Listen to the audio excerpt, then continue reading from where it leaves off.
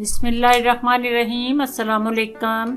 Welcome to Zaika with Talat. कैसे हैं आप सब? अल्लाह आपको अपनी अमान में रखे, खुश रहें, आबाद रहें। आज मैं आपको पालक, आलू और प्याज वाले पकौड़े की रेसिपी बताने लगी हूँ। ये बहुत मज़ेदार पकौड़े बनते हैं।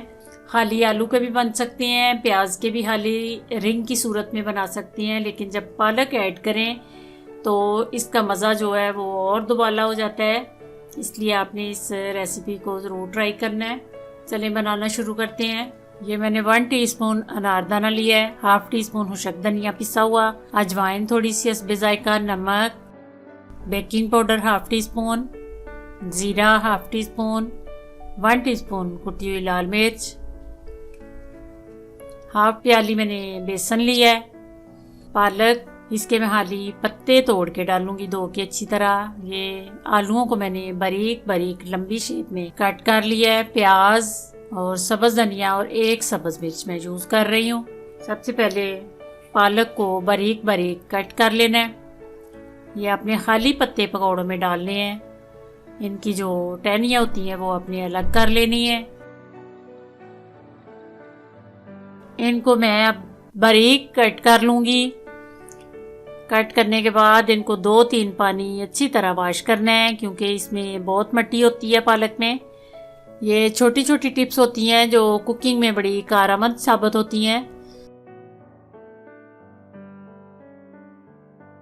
ये पालक सारी मैंने काट के रख ली है। सबसे पहले मसाले बाउल में डालने हैं। थोड़ा सा पानी डाल के मसाले सारे मिक्स कर लेने हैं, ताकि कोई कहीं भी गुठली ना रह जाए। मसाले पानी में मिक्स करके हमेशा उसके बाद फिर आप सारी चीज़ें डाला करें। आलू, प्याज, सब्ज मिर्च और धनिया ऐड कर रही हूँ। उसके बाद पालक, पानी अभी मैं बिल्कुल नहीं डाल रही, वही थोड़ा सा पानी जो पहले मैंने मसालों में डाला है। ये मिक्स करने के बाद फिर मैं देखूंगी, अगर पानी की ज़रूरत पड़ी तो फिर डालूंगी। बेसन को हमेशा आप छान के यूज़ किया करें।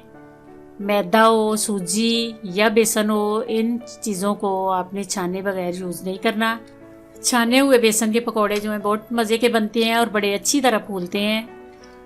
ये पालक थोड़ी मैंने ज़्यादा डाली है। आलू, प्याज ये थोड़ा अपने पकौड़ों में ज़्यादा रखना है। बेसन कम डालना है, फिर ही आपके पकौड़े मज़े के बनेंगे। अगर आप बेसन ज़्यादा कर लेंगे तो फिर टेस्ट और आ जाएगा। इसलिए जो वेजिटेबल हैं तीनों ये आपने ज़्यादा रखनी है। बेसन बिल्कुल थोड़ा सा डालना है। ये मैंने मिक्स करके 10 से 15 मिनट की मैं इसको रेस्ट दूंगी। उसके बाद मैं पकौड़े बनाने शुरू करूंगी। उसके बाद लो फ्लेम पे मैंने ऑयल गर्म करके तो अंदर पकौड़े डालने शुरू कर दिए हैं।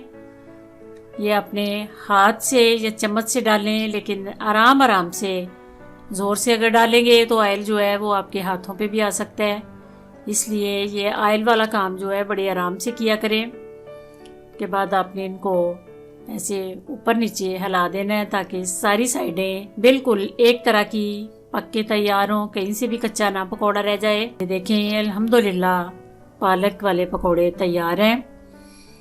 ये आपने ऑयल को अच्छी तरह निचोड़ के तो निकाल लेना है। ये मैं आपको तोड़ के भी दिखाती हूँ। अंदर तक पक चुका है। उसके साथ इसके साथ धनिए पुदीने की चटनी हो तो फिर तो क्या बात है। लेकिन आपके पास जो भी अवेलेबल हो वो आप यूज़ कर सकते हैं।